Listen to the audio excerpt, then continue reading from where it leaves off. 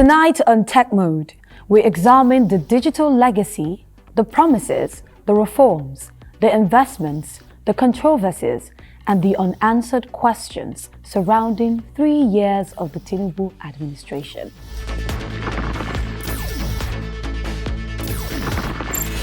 Welcome to Tech Mode, your #1 destination for technology, innovation, digital policy, and the future of Africa on the Nigerian Television Authority. Tonight's conversation goes beyond gadgets and apps, because increasingly, technology is no longer just a sector of the economy.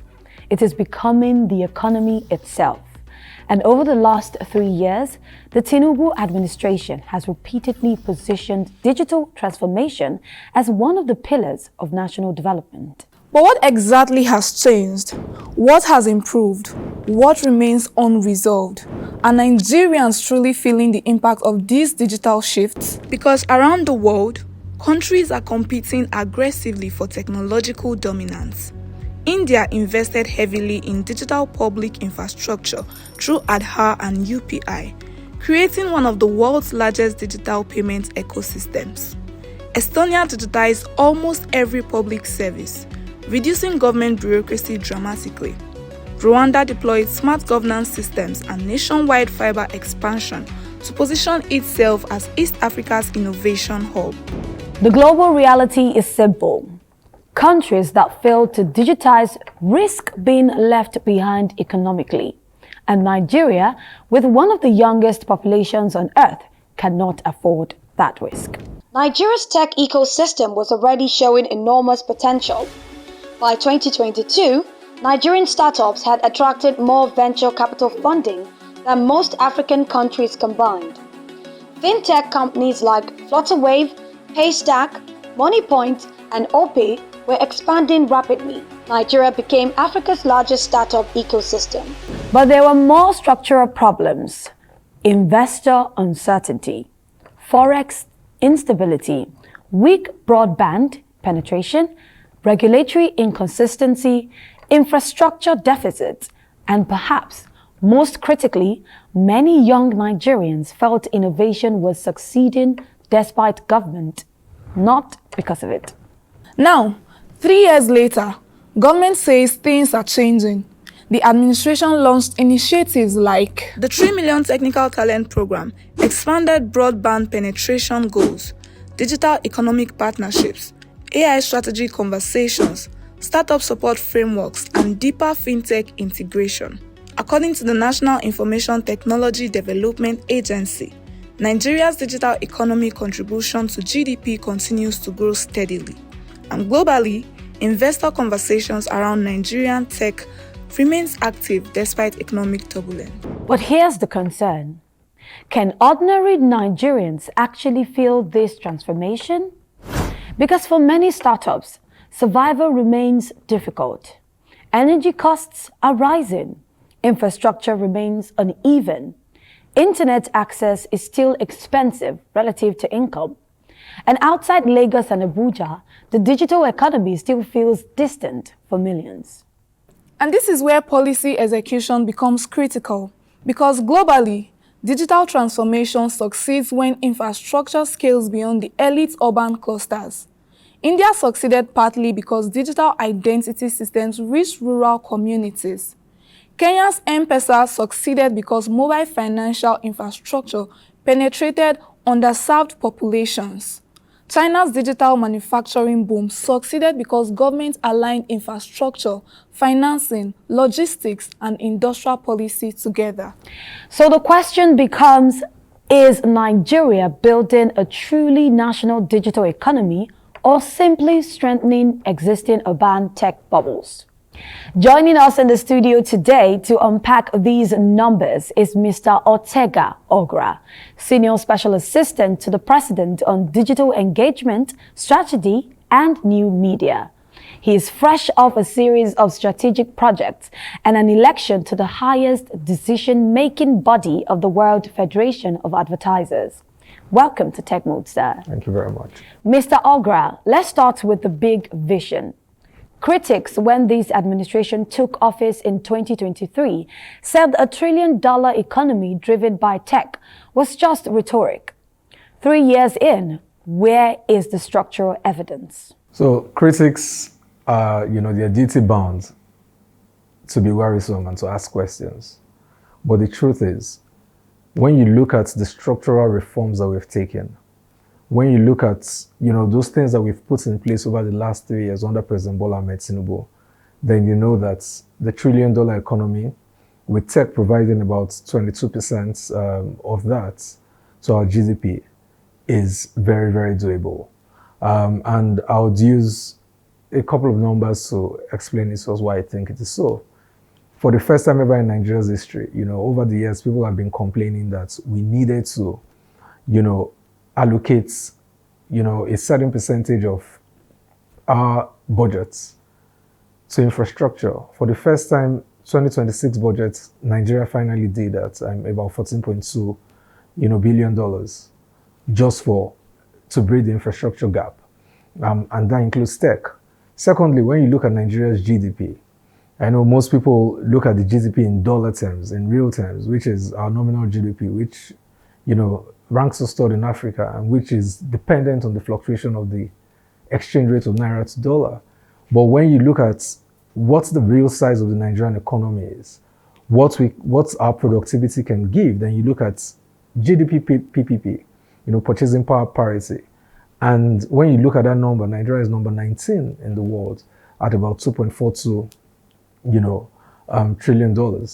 So I do believe that yes, we can make the $1 trillion economy work, and all we've done in the past 3 years is to ensure that we've put in the right processes, the right systems, the right infrastructure, and the right guidance that will outlive this administration, so that Nigeria can continue to grow, Nigeria can continue to sustain itself. And regardless of who comes into office in 2031 or whereabouts, the country is already on a solid ground to meet and exceed, what we have planned that we want to reach. When the administration came into office, the data showed over 4.5 million vacant tech jobs globally. Instead of seeing a challenge, the administration saw a market opportunity for Nigeria's massive youth demography. Training people is one thing, but converting that training into jobs and economic value is another. How is 3MTT program performing on actual economic placements? So I'll say something. 3MTT, yes, for the tech space, is just one in a part of a whole that is a youth-focused administration's drive. You have tens of thousands of testing centers, training centers across the country. You're beginning to see placements. You've had AFDB committing certain funds to it. You have the EU partnership committing additional millions of euros in funds to it. I think about 11 million. So what we're going to see going forward with programs like 3MTT, which has been highly successful, by the way, is that we'll start seeing placements, or we'll start seeing trainings that are tied to deep tech placements, our tech plays like 3MTT, like NIA, the Nigerian Youth Academy. You have also other plays like the TVET programs under the Ministry of Education. No country can thrive, no country can grow without alternate investments in vocational skills. So yes, we're on the right track. Yes, President Bola Ahmed Tinubu will continue to invest in youth-focused programs. And yes, we're not going to relent on all efforts to ensure that all these programs are properly funded, all these programs, hit their intended mark, and that graduates from these programs can be placed in different, organizations, adjacent organizations in Nigeria and across the world. Broadband today is what electricity was to industrial economies.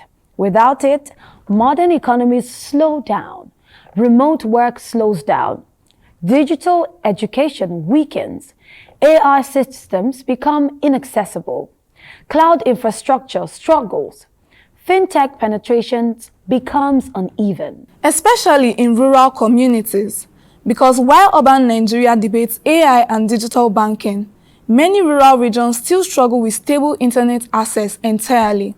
And this creates a dangerous imbalance. A two-speed economy, one Nigeria accelerating digitally, another Nigeria disconnected from the future. The administration says it is expanding connectivity aggressively, but critics argue rollout speed still lags behind national demand.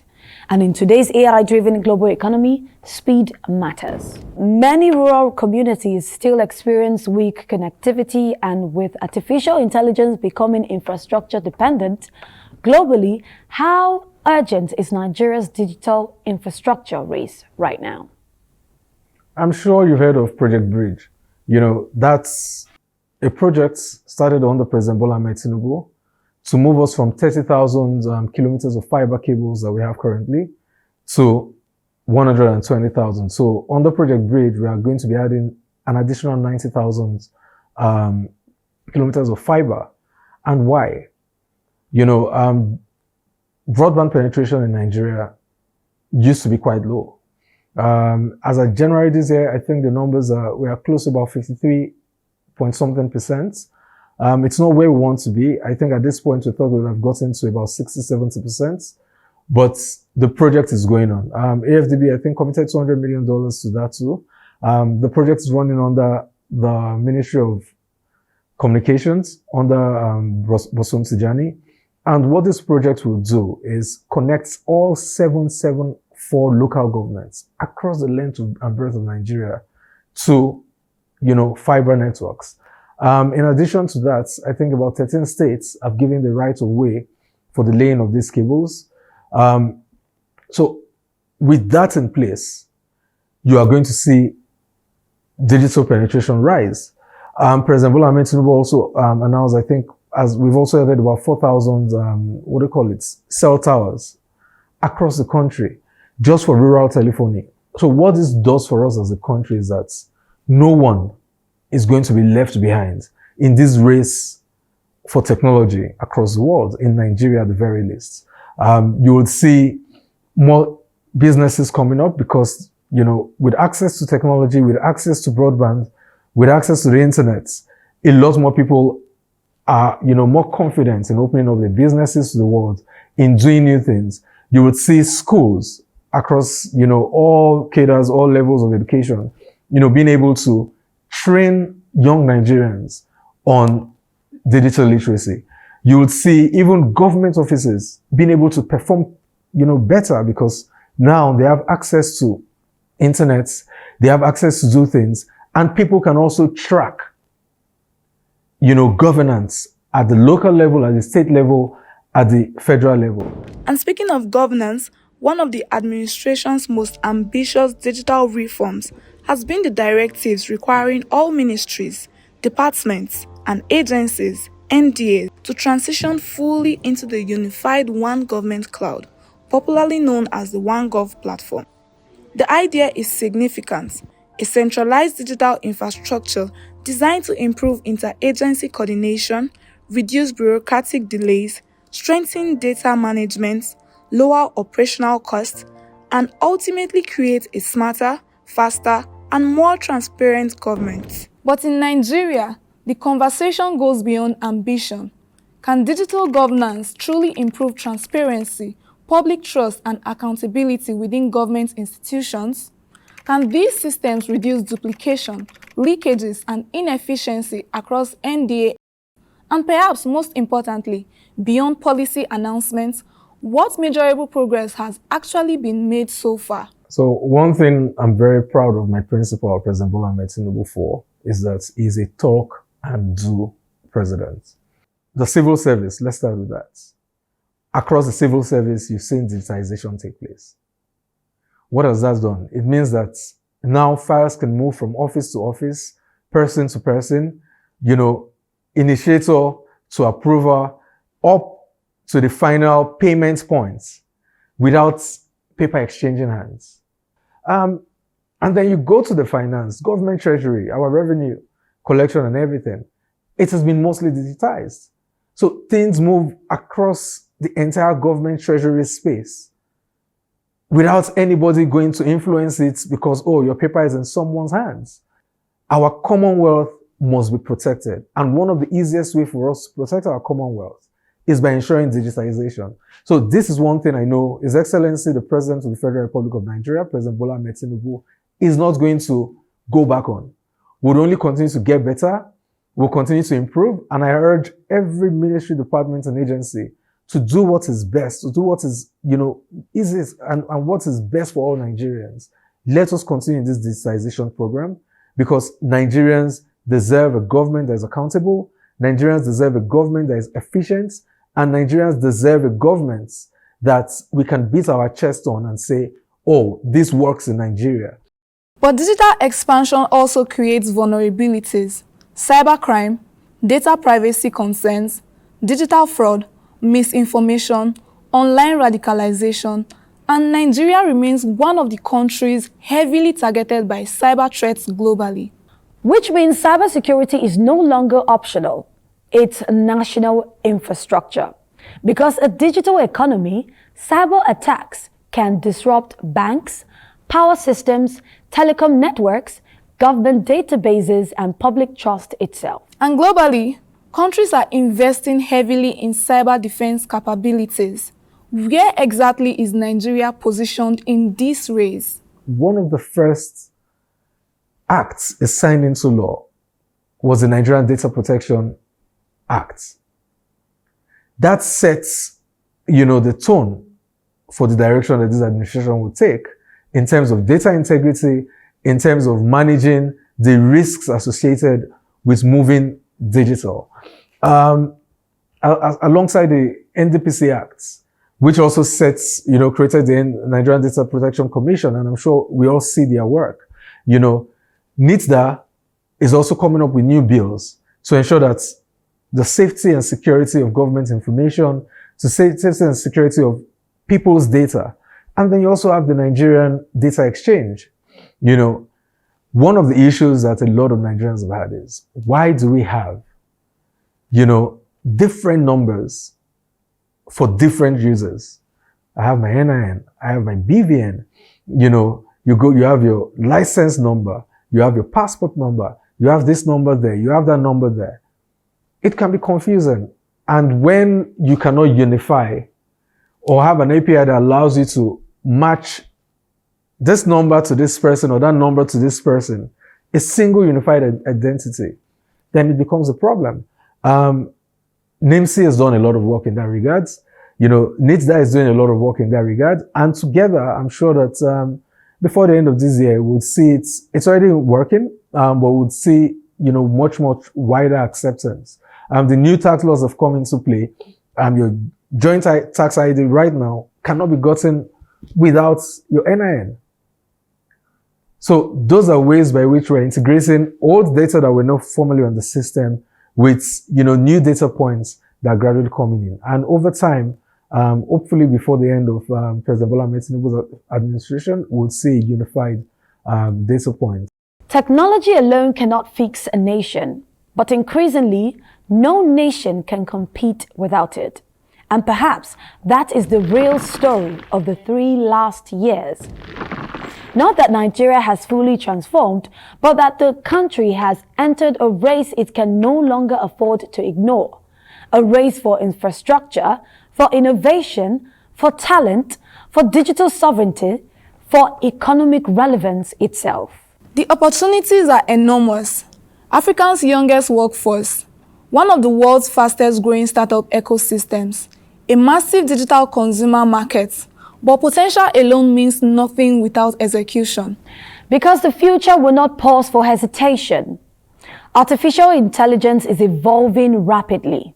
Global digital investments are shifting aggressively, and nations are competing fiercely to secure their place in the technology-driven economy of tomorrow. Countries that fail to build the right digital foundations today may spend decades struggling to catch up. Now, 3 years into this administration, as someone working closely with the President on digital engagement and strategy, what specific policies, decisions, or actions taken by President Tinubu give you confidence that Nigeria's digital future is on the right path? So, I serve at the pleasure of the President of the Federal Republic of Nigeria, His Excellency President Bola Ahmed Tinubu. And as a young person, it's been a huge honor having a front seat to see what he has in stock for us. And for someone who has been old enough, despite the fact that I'm young, to see governance work in Nigeria, different presidents come and go, for the first time in a very long time, I am very confident on a lot of things we're doing in the country, be it the digital future of Nigeria, the economic future of Nigeria, the future of the youth today, agriculture, productivity, everything. You ask me, what are the things I've seen that makes me believe that we're on the right path? And I'll take us back to how I started this conversation. For the first time, Nigeria hits its infrastructure budgetary allocation of about $14.6 billion. That is very, very important and instructive to us. Until now, we never had a Ministry of Digital Economy. But the president knows you cannot have a Ministry of Communications alone without future-proofing it in today's AI age and everything, which is why he created the new ministry to have the digital economy as part of that. So am I confident that we have, a president that is old at heart, but young in thinking, young in mindsets, and future forward?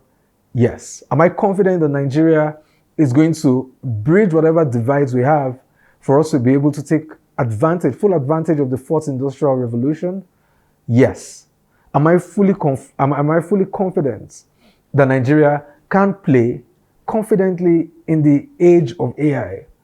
Yes, because we're also, reskilling, upskilling, and retooling our young people to take advantage of this. So yes, Nigeria is on the right track. Yes, there are still areas that we need to improvement on, but give or take, President Bola Ahmed Tinubu will continue to do what is best for young Nigerians and Nigeria as a country as a whole.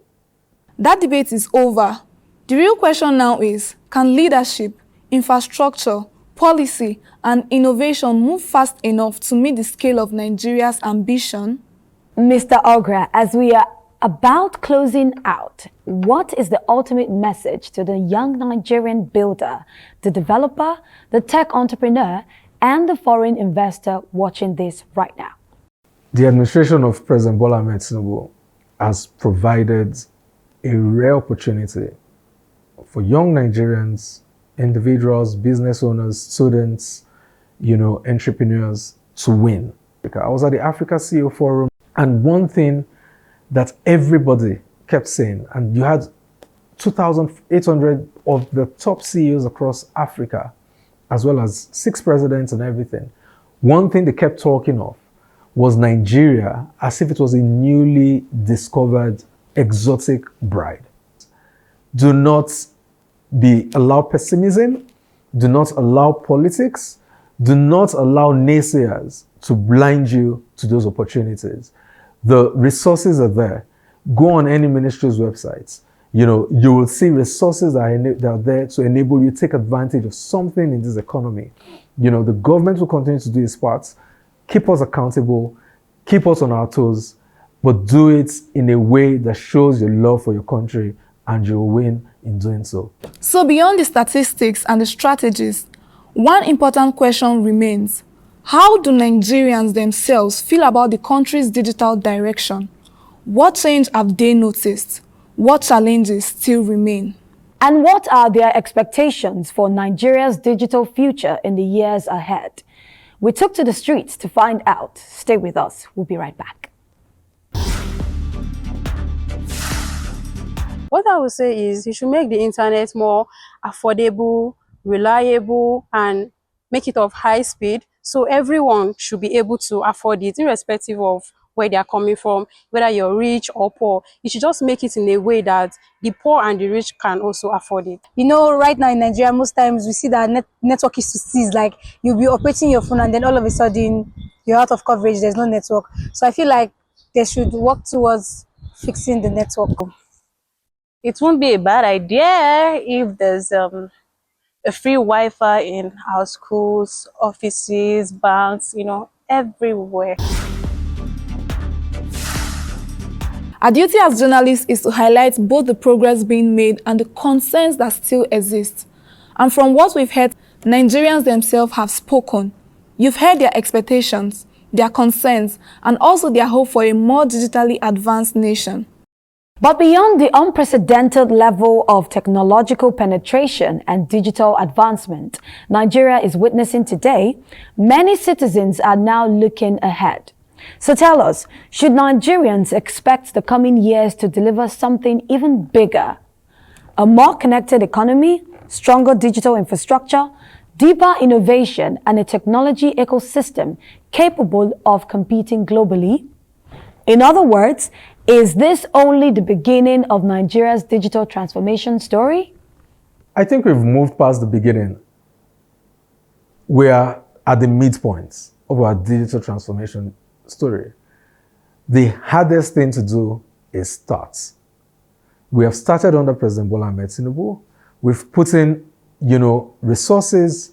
We have the political will to get things done on our side. All that is left for now is for young Nigerians like myself and you, start taking advantage of it. Start plugging in. If you don't have the skills, apply to one of the various cohorts of different digital learning programs that we have in the country at the moment. If you have the skills, how can you apply that in the various industries that we have? How can we apply that even in for social intervention projects in your communities, even if you don't want to do it in a company or for the government? Don't forget, President Bola Ahmed Tinubu is a digital champion for Africa. And he believes that, and he takes that role very seriously. Nigerians will lead the charge for the digital transformation of Africa. And I'm grateful that President Bola Ahmed Tinubu is handholding Nigeria to ensure that we can compete favorably with the best of the best across the world. The ball is now in our courts as young people. Wow, a perfect note to conclude on. Ogra, Senior Special Assistant to the President on Digital Engagement, Strategy and New Media. Thank you for joining us on this milestone episode. Thank you very much. The numbers don't lie. The digital foundation is set, and the next chapter belongs to those who build.